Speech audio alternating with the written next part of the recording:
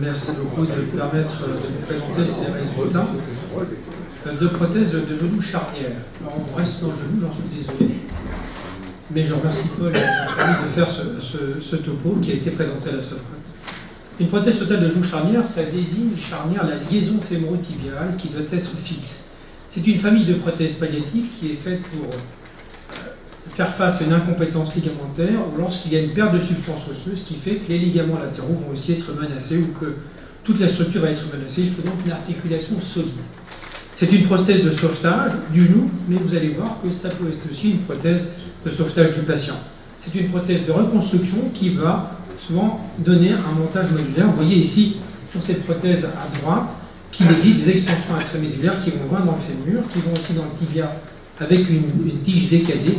Et vous voyez la différence de montage entre la prothèse unicompartimentaire et celle-ci. Alors elles sont rarement analysées dans la littérature et pourtant elles restent nécessaires parfois.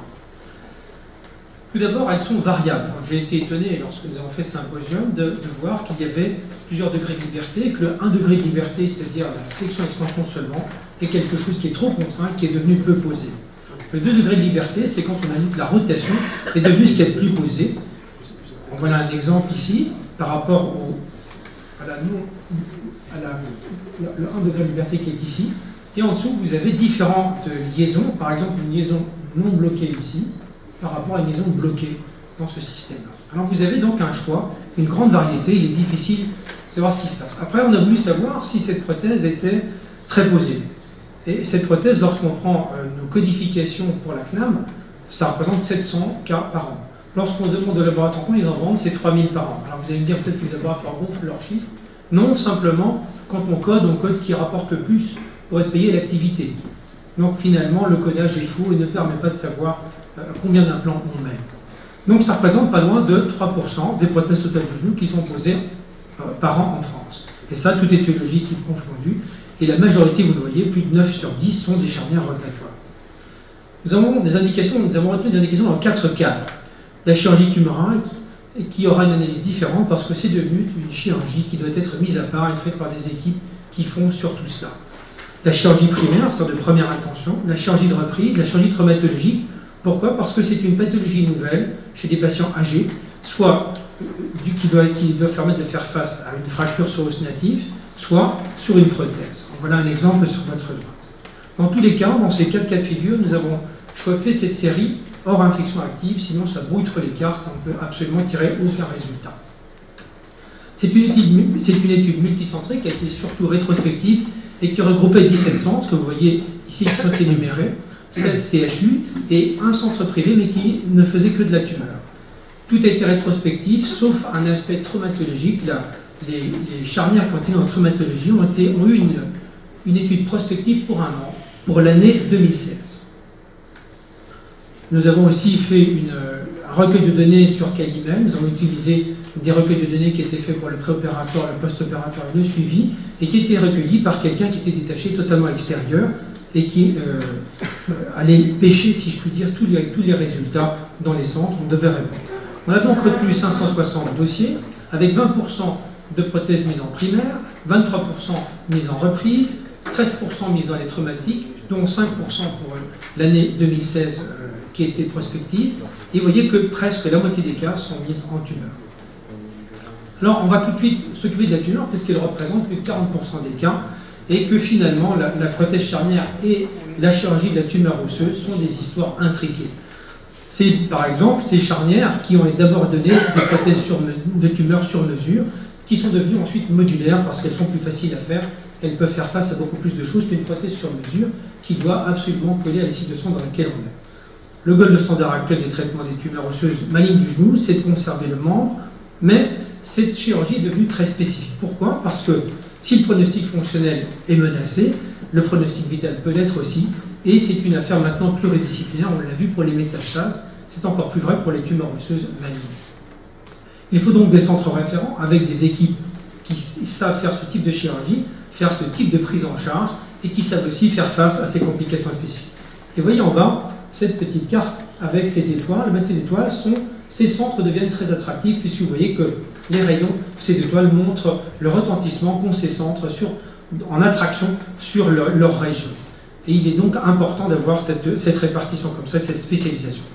60% des tumeurs osseuses malignes prises en charge sont des ostosarcomes, puis des chondrosarcomes, des tumeurs à cellules géantes, soit parce qu'elles sont très destructrices, soit parce qu'elles sont évolutives, et enfin les sarcomes géants. Les localisations sont dans 3/4 des cas sur le fémur distal. Il existe encore plus de 10% de fractures pathologiques comme mode d'entrée ou de découverte. Il existe encore une fois pas mal de métastases synchrones, de métastases découvertes lors du bilan, ou de skip métastases, c'est-à-dire de seconde localisation osseuse. Les traitements associés sont soit avant la chirurgie, comme les traitements néoadjuvants, avec une chimiothérapie qui est faite dans près de 60% des cas, et un traitement adjuvant qui suit la chirurgie, qui est soit de la chimiothérapie isolée, soit en association avec la radiothérapie, soit une radiothérapie isolée. La technique chirurgicale, je la rappellerai ici, mais je ne la développerai pas, puisque notre conférence est faite sur la prothèse charnière, non pas sur la chirurgie oncologique. Donc il faut évidemment bien choisir son trajet de biopsie en fonction de la résection qu'on va faire. D'abord, il est fonction aussi de ce qu'on doit faire par rapport à la tumeur. Est-ce qu'on doit aller sur les vaisseaux ou pas? Il faut aussi, le geste doit être adapté à l'envahissement local. S'il y a un envahissement articulaire, il faut faire une arthrectomie. La reconstruction se fait par une prothèse modulaire cimentée. Et il faut avoir un lambeau de couverture facile avec un lambeau phare, si je puis dire, le gastrocnémien médial, qui est assez facile à faire et qui donne surtout de très bons résultats. Le but de cette chirurgie, c'est d'arriver à R0, c'est-à-dire de ne pas avoir de tumeur résiduelle. Les implants qui ont été utilisés sont dans 30% des cas du sur-mesure, mais ce sont les implants les plus anciens, alors que 7 cas sur 10 maintenant sont des prothèses modulaires. Je rappelle encore une fois l'intérêt de ce lambeau de gastrocnémia médial qui permet une bonne couverture, qui a une très bonne trophicité pour quelque chose pour une région qui a été malmenée et qui peut permettre de protéger aussi l'appareil extenseur, notamment dans les résections du tibia proximal. En effet, cette chirurgie sur tumeur va donner des complications spécifiques et fréquentes. Lorsqu'on met une prothèse de reconstruction pour tumeur, Grimmer dit que l'on doit s'attendre à avoir plus de 2 reprises par chaque patient. Vous voyez, presque 3. Et Anderson a développé une classification spécifique qui différencie des échecs mécaniques d'échecs non mécaniques, avec évidemment l'infection, la récidive, ou des complications du haut terrain, comme les complications pédiatriques. Alors, en gros, qu'est-ce qu'on peut dire? Il faut avoir, pour faire mettre des charnières pour tumeur, il faut le faire au sein d'une équipe chirurgicale dédiée. Il faut arriver à cette exérèse R0. Il existe maintenant des charnières modulaires cimentées modernes, avec des bagues de repousse osseuse, par exemple, à l'interface os et prothèse. Il faut faire ce lambeau de gastrocnémia médial. Si jamais on a un risque, il faut le faire facilement. Et malgré tout ça, il faut s'attendre à avoir des complications, puisqu'à 6 ans en moyenne, on a eu 4 cas sur 10 qui ont été repris. À 6 ans en moyenne, 7 prothèses restent en place, mais il y a eu 3 décès, et un patient sur 20 a été amputé quand même. Si maintenant on quitte la tumeur et qu'on regarde la chirurgie primaire, ça va être un terrain particulier qui va être dominé par des grandes déformations. Vous voyez, je vous ai mis en bas ces grandes déformations qui sont tout de même au-delà de 15 degrés, voire de plus de 20 degrés, avec une dominance des valgus sur les varus. Alors, c'est en effet souvent mis à la suite, par exemple, de polyarthrite rhumatoïde ou de maladie inflammatoire, mais ça peut aussi être dû après des séquelles neurologiques. Par exemple, certains récurvateurs ne peuvent être tenus que par des prothèses charnières. Nous avons été étonnés car finalement les laxités à laquelle nous attendions sont très rares.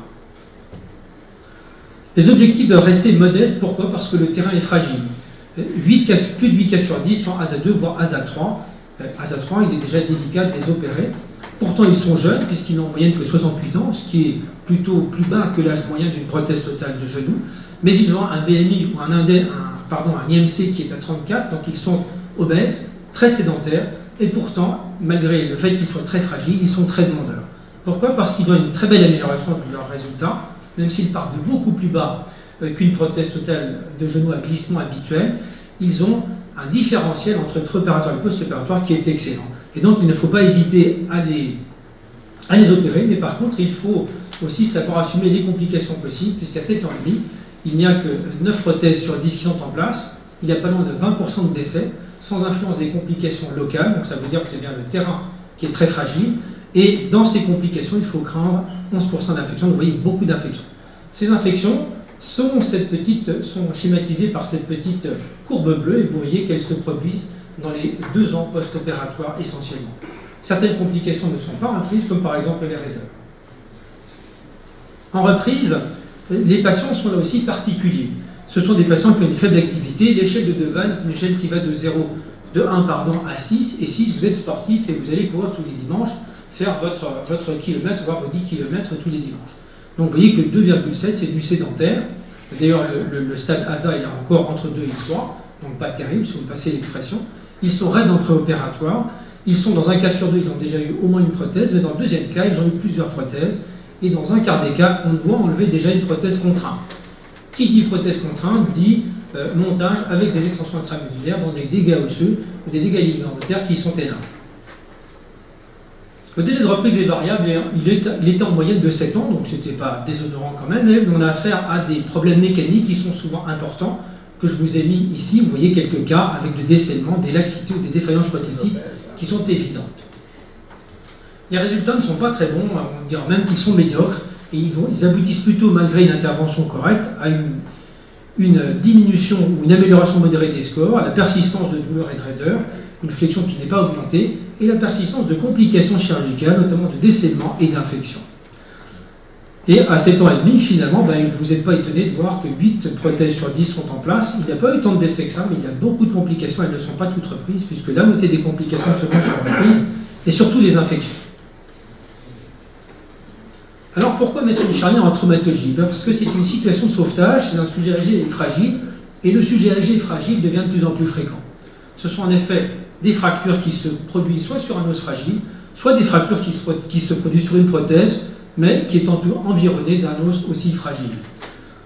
Là encore, il y a une nette prédominance du fémur, puisque c'est 9 cas sur 10, et nous avons été étonnés tout d'abord de voir que cette prise en charge est souvent retardée. Dans un quart des cas, cette prise en charge se faisait avec plus d'1 mois par rapport à la fracture. Alors pourquoi? Il est probable que les collègues peuvent juger qu'il s'agit d'une intervention difficile. En effet, il faut combiner les concepts ou les principes de la traumatologie et ceux de la chirurgie prothétique de reprise souvent. C'est donc pas mal de difficultés techniques associées à une fragilité osseuse locale. Une ostéotomie de la tursée tibiale antérieure peut aboutir à un arrachement ou un appareil extenseur qui va définitivement être détruit et non réinsérable. Et donc vous voyez que finalement, ce type de fracture n'est pas si facile que ça à réduire correctement, et n'est pas si facile que ça à reconstruire. Alors, la prothèse charnière permet de s'affranchir des problèmes ligamentaires et des problèmes de reconstruction osseuse. Vous voyez que nous sommes bien dans les conditions dont je vous parlais au départ. Ces prothèses mises en traumatologie ont beaucoup de décès, puisque le terrain n'est quand même pas tout à fait gentil. 17% de décès. Au recul, le recul n'était que de 5 ans. Il n'y en a que 8 sur 10 qui sont en place. Certaines sont décédées mais ne sont pas reprises car les patients ne peuvent plus être repris. La complication qu'on va craindre encore une fois est l'infection. Pourquoi? Parce que c'est le cas où nous avons des amputations ou des arthrodèses. Ce sont des cas vraiment fragiles. Alors il ne faut pas compter, il ne faut pas promettre aux patients qu'on va l'améliorer ou à ses proches que c'est une fracture qu'on va les améliorer. Non, on restera en l'état. En effet, si vous avez sur la droite ici des cas que nous avons souvent à traiter et qui peuvent nécessiter la mise en place de charnières, et bien de temps en temps, nous avons affaire à des cas comme ça, et là, il faut devenir très prudent, puisque l'accumulation de problèmes orthopédiques fait qu'il va être vraiment très dangereux de faire quelque chose. Alors, sur l'étude prospective que nous avons faite, il y a eu beaucoup de complications, et nous avons été frappés parce que l'étude rétrospective était faite il y a au moins 5 ans. Et celle que nous avons faite l'année dernière montrait qu'il y avait toujours beaucoup de décès et beaucoup de complications. Pourquoi? Parce qu'il s'agit d'une intervention de survie pour un patient qui est âgé et qui n'est vraiment pas en bon état. Si maintenant j'essaye de faire une synthèse des complications de ces prothèses charnières, puisque c'est souvent ce qui est soulevé dans la littérature, et de leur reprise ou pas, eh bien, j'ai mis en vert foncé ce qu'on reprend facilement.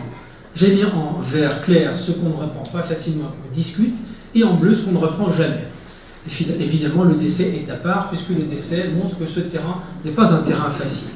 Mais vous voyez que finalement, on reprend. Alors pourquoi on ne reprend pas toutes ces complications, alors que nous sommes chirurgiens, que nous aimons notre métier et que la difficulté ne nous fait pas peur? Bien parce que reprendre une charnière, c'est d'abord une épreuve pour l'équipe chirurgicale quand même, mais c'est surtout une opération survie pour le patient. et qu'on sait bien qu'il n'est pas nécessaire d'opérer le patient le jour de sa mort. Si on peut l'éviter, c'est aussi bien. Les complications les plus fréquentes sont ainsi par reprise. Les complications chirurgicales sont l'infection. Pourquoi? Parce qu'elle survient toujours tôt et que, il y a quand même, si on ne le fait pas, il y a des problèmes. 4 amputations, 2 arthrodèses chez des patients âgés, c'est quelque chose d'embêtant. La deuxième complication reprise, mais qui est beaucoup plus rare, c'est la fracture. Par contre, le décèlement, la rupture de l'appareil extenseur, cette luxation que vous voyez sur cette radiographie ici, ne sont pas forcément reprises si cela ne gêne pas trop l'autonomie du patient, l'autonomie souvent partielle. Donc les complications raideur et douleur qui sont les plus fréquentes ne sont pas de solution chirurgicale. La douleur peut être traitée médicalement et la raideur, le patient doit s'en accommoder. Et elles sont joyeusement ignorées dans les séries. Voilà pourquoi les séries donnent souvent des résultats qui paraissent bons. Alors finalement, que retenir? Ces chiffres sont pessimistes par rapport aux autres prothèses totales de genou et valent ces articles que je vous ai mis en haut et à droite. Est-ce que c'est de la faute de la prothèse? Je ne crois pas. Les complications beaucoup plus fréquentes sont d'abord un mauvais état local et une déficience générale qui aboutit d'ailleurs souvent au décès. Donc oui, attention, il y a un terrain qui est très particulier pour la mise en place de ces prothèses charnières. Il faut donc avoir un raisonnement différent puisque charnière égale situation de sauvetage du genou, mais aussi souvent du patient.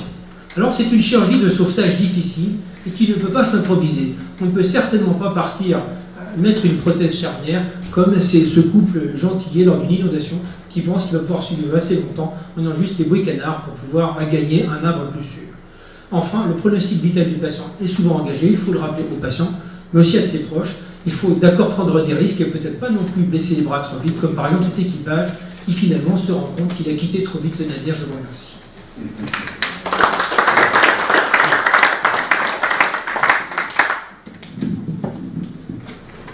Merci, c'est une présentation très courageuse. On présente rarement des opérations avec autant de complications, de décès, d'infections.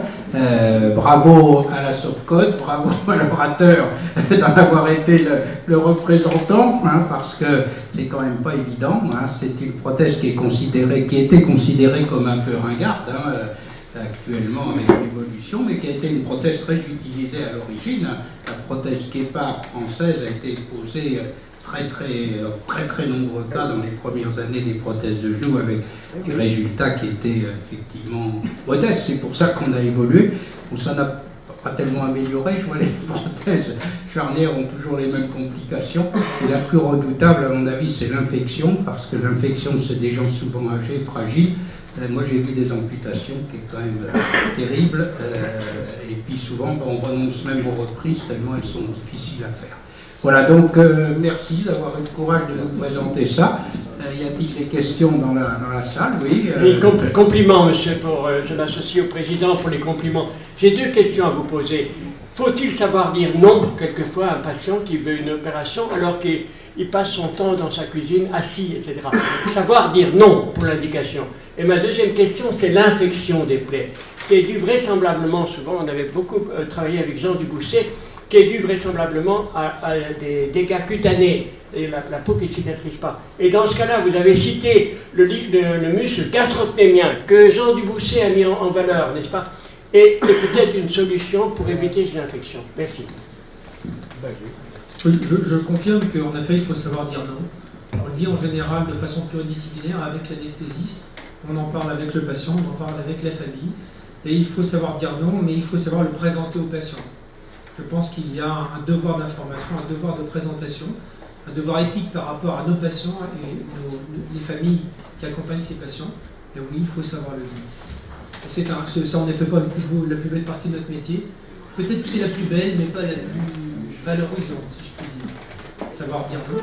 Et la deuxième question, c'était l'infection, en effet, le lambeau, comme partout en orthopédie. Le lambeau est quelque chose qui sauve l'infection parce que vous avez vu en reprise qu'on a encore beaucoup de complications mécaniques. Dès que ça ne vit pas en orthopédie, c'est pas la peine de mettre quelque chose, une grosse prothèse, quelque chose qui ne vivra pas. Je rappelle que l'os est vivant et que l'os qui ne vit pas est un os mort. L'os mort est un os qui est presque infecté dès qu'il est ouvert. Oui, non, j'ai une question. Pardon. Oui, non, ça. Sur le Delevet ou Chacun votre tour. Non. Tu ne fais pas la différence, parce qu'il y a un regain des prothèses charnières aujourd'hui, tu ne fais pas la différence entre la prothèse à charnière fixe et les prothèses à la charnière rotatoire. D'autre part, il y a des indications qui sont incontournables. Bon, les tumeurs, il n'y a pas moyen de faire autrement. Et d'autre part, dans les lésions, en dehors des tumeurs, dans les lésions ligamentaires, enfin dans les lésions arthrosiques plutôt, moins le genou est contraint, plus la prothèse sera contrainte. Donc il y a des indications comme le génivalgum évolué, ou éventuellement même le genou polio, dans lequel on n'a pas d'autre choix, et les résultats sont pas si mauvais que ça. Donc deux questions, prothèse fixe, prothèse rotatoire, charnière, et d'autre part les indications quand même qui semblent de plus en plus importantes aujourd'hui. Les prothèses fixes, on les utilise en effet parfois.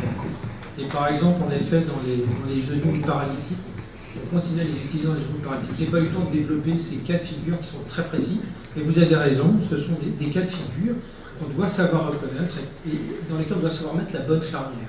Une charnière rotatoire, j'ai mis une charnière rotatoire qui est un peu trop rotatoire, peut donner de très mauvais résultats, car quand on donne trop de liberté à un genou qui n'a plus de système ligamentaire, eh bien, il ne va pas être stable.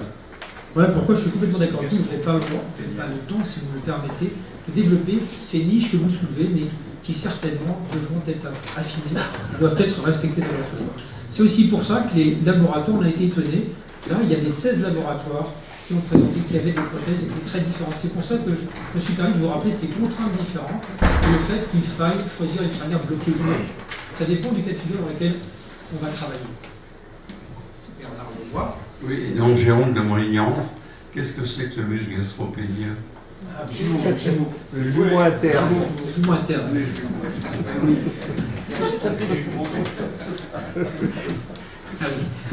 Pourtant, tu as été formé en orthopédie, si mes souvenirs sont bons, dans ta jeunesse. Hein.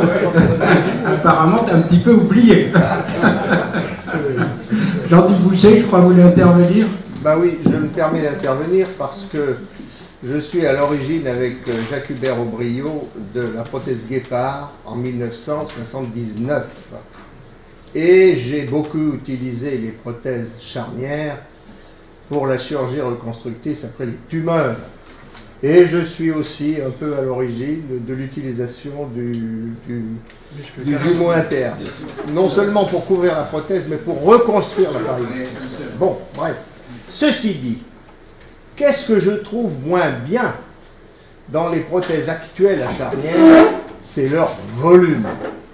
Parce que leur volume est trop grand. Et lorsque je faisais faire mes prothèses charnières pour mes tumeurs, je demandais au contraire qu'elles soient petites et qu'on puisse avoir les rebords des condyles qui soient largement là pour avoir la protection des parties molles. Et la deuxième chose, c'est absolument certain, parce que j'en ai, moi, qui ont je ne sais pas combien d'années de recul, sans qu'on ait changé les paliers. Et ce qui est quand même rare. Hein. Bon. Et alors, la chose importante, c'est effectivement lorsqu'il y avait une petite possibilité de rotation, pas grande, petite possibilité, ça permettait un tout petit peu de diminuer les contraintes. Et dernier point essentiel pour moi, c'est que c'est la pénétration dans le tibia, le point de pénétration dans le tibia qui est extrêmement important. Et il faut être vraiment dans l'alignement du tibia, car si on est 1 cm de trop, en dedans ou en dehors, à ce moment-là, on a des paliers qui s'utilisent, de sorte que maintenant, avec vos systèmes de navigation, vous devez pouvoir les mettre pour qu'elles persistent beaucoup plus longtemps que dans le temps. Mais j'ai aucune expérience dans la traumatologie du vieillard. Alors, pour la navigation, je répondrai vite. Sur ce type de prothèse, il n'y en a pas. Je suis désolé de vous le dire, mais on a développé, on a une boîte à outils formidable quand on fait ce type de prothèse, mais il n'y a pas de navigation. Et donc, on est encore assez pauvre, contrairement à ce que vous pouvez croire. Et puis, une fracture, par exemple, on ne sait pas encore faire un bilan qui va nous donner un 3D de ce que vous avez à faire. Donc, ce qui arrivera avant ces charnières, c'est probablement des prothèses de genoux sur mesure. Ça, on sait le faire, ça commence à se faire. Voilà. C'est pas encore beaucoup publié, mais ça va être fait. Voilà. L'intramédulaire n'est pas encore bien fait, mais ça va se faire aussi. Mais vous avez raison, la direction est là. Il faut décrire l'anatomie. Oui, Jacques Caton. J'ai une dernière question qui m'intéresse particulièrement, qui est le problème de la luxation rotulienne sur les prothèses charnières. C'est vrai qu'avec les départs, d'abord la trochlée n'était pas très bien dessinée, même si ces gens qui travaillaient dessus avec Jean-Hubert Royot, enfin c'était pas terrible. Et d'autre part, il n'y avait pas de possibilité de rotation, donc le système extenseur était un peu contraint. Alors est-ce qu'il y a moins de, je sais pas, parce que j'ai pas de chiffre dans la tête, est-ce qu'il y a moins de complications de luxation de rotule dans les charnières rotatoires plutôt que dans les charnières fixes? Oui, tout à fait. Il y a beaucoup moins de luxation et d'instabilité fémoropatellaire. Ça a été très net. On a été étonné même par le fait qu'il y avait peu d'instabilité patellaire, beaucoup moins qu'on ne le pensait. Jean, vous devez reconnaître, Jean-Luc Pousset, vous devez reconnaître que c'est extraordinaire l'apport des prothèses charnières pour la chirurgie tumorale de l'ostéosarcome. Mais ce que l'on a à l'heure actuelle, ce sont des gens jeunes à qui on a posé des prothèses quand ils avaient 18 ans, 19 ans, et que l'on revoit encore avec une deuxième prothèse, une troisième prothèse. On a un retour, une gifle là, terrible. Et j'ai vraiment le sentiment de laisser à mes successeurs, d'ici 2-3 ans, une ardoise là, de patients qui vont être opérés. Voilà. Alors ils sont guéris. De leur ostéosarcome, mais malheureusement, ils en sont à X prothèses. Vous avez eu ce sentiment, bien sûr. Absolument, et moi j'ai un successeur qui s'appelle Éric Mascard, qui a probablement la plus grande statistique de reprise de prothèses à charnière du coup, sûrement. Bien, on va passer à la communication suivante. Merci beaucoup. Bravo.